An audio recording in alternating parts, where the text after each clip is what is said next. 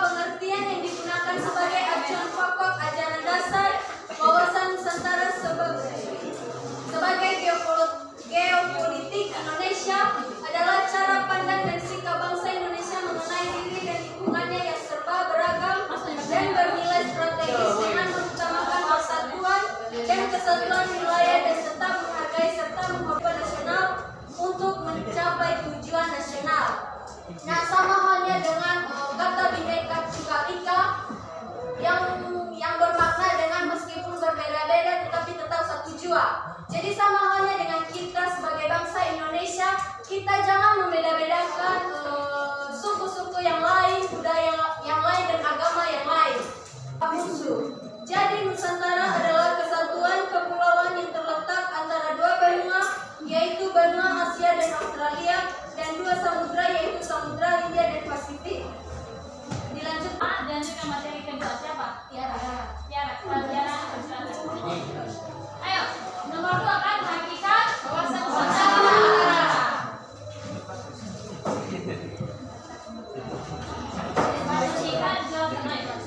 Baik, kami akan melanjutkan membaca tentang hakikat wawasan Nusantara.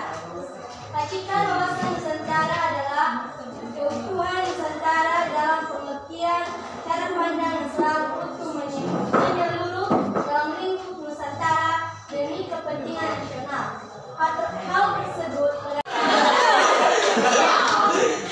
Penduduk Indonesia berkurang karena kematian. Penduduk Indonesia bertambah karena kelahiran. Berarti ibu lihat rasanya, mana yang lebih mendominan? Jumlah kematian apa jumlah kelahiran? Karena setiap hari belum tentu ada ya. Sedangkan kelahiran jumlah kelahiran ini sangat banyak. Yang lebih tertawa. Lanjut. 2. Faktor yang mempengaruhi komposisi penduduk. Komposisi adalah susunan penduduk menurut umur, kelamin, agama, suku bangsa, growth, cancer. Jelaskan apa itu transmigrasi. Transmigrasi adalah perpindahan penduduk dari wilayah yang satu ke wilayah yang lain. Lanjut. Masuk kita bagian C. Keadaan dan kekayaan alam. Seperti yang kita ketahui, Indonesia ini merupakan wilayah yang kaya akan sumber daya alam.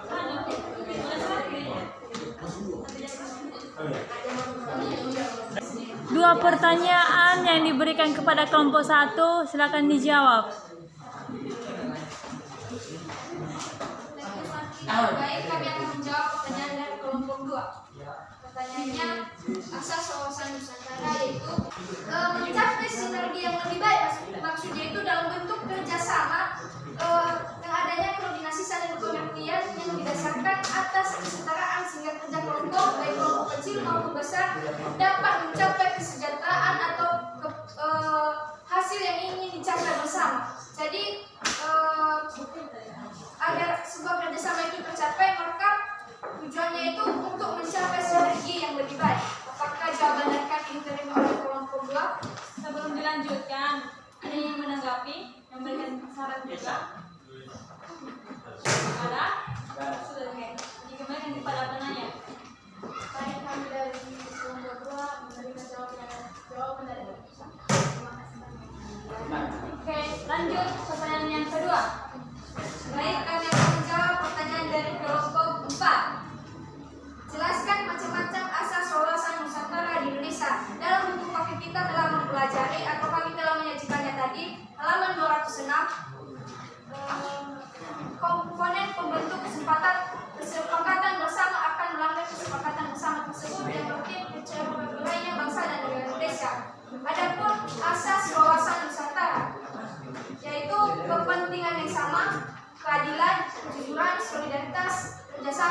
kesetiaan. Apakah jawaban kami diterima oleh kelompok 4? Jika ada tanggapan, dipersilakan.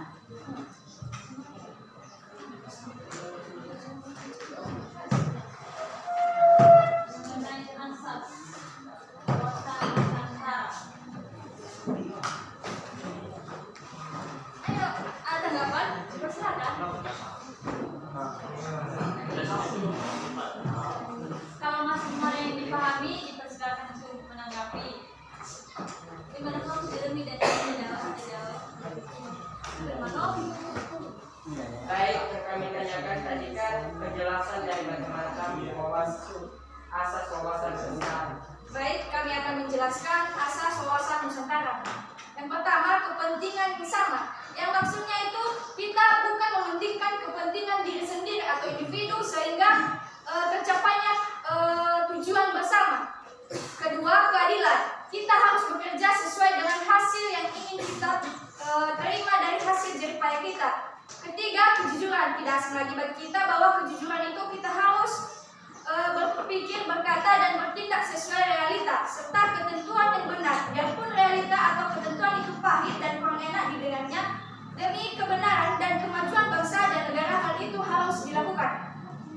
Solidaritas, yaitu yang diperlukan kerjasama mau memberi dan berkorban bagi orang lain tanpa meninggalkan ciri dan karakter budaya masing-masing.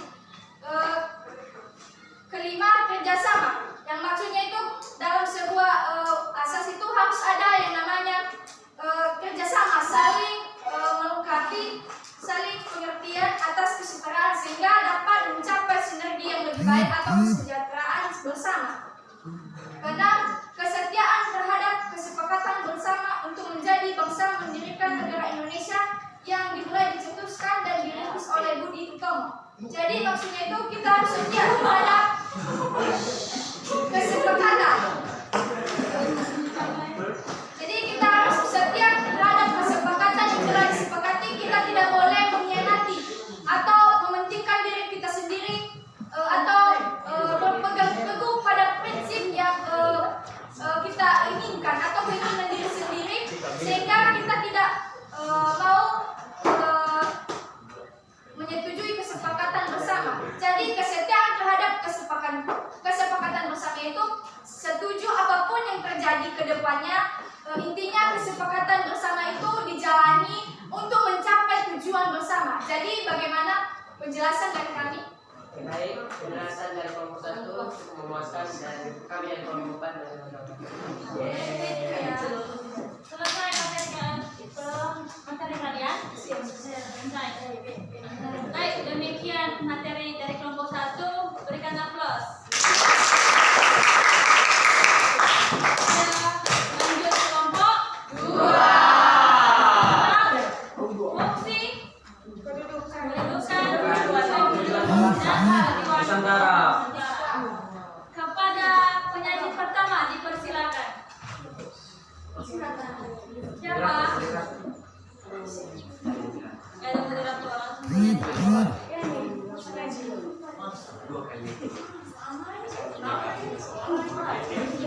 Bagian B. Bukan. Bedakan pertanyaan B ya. Mereka siap menampung aspirasi kalian. Bagian B, tentukan fungsi dan tujuan wawasan Nusantara.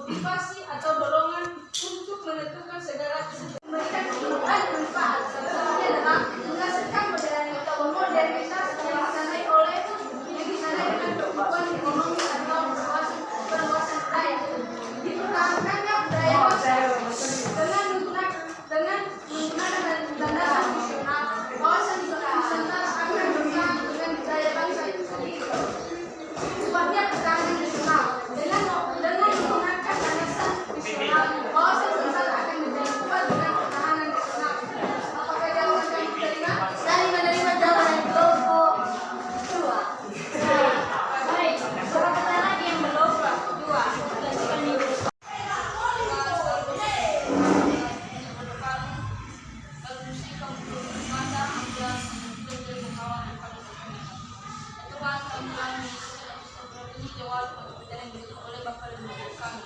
Kiranya apa yang kami kerjakan ini semoga menjadi satu kami.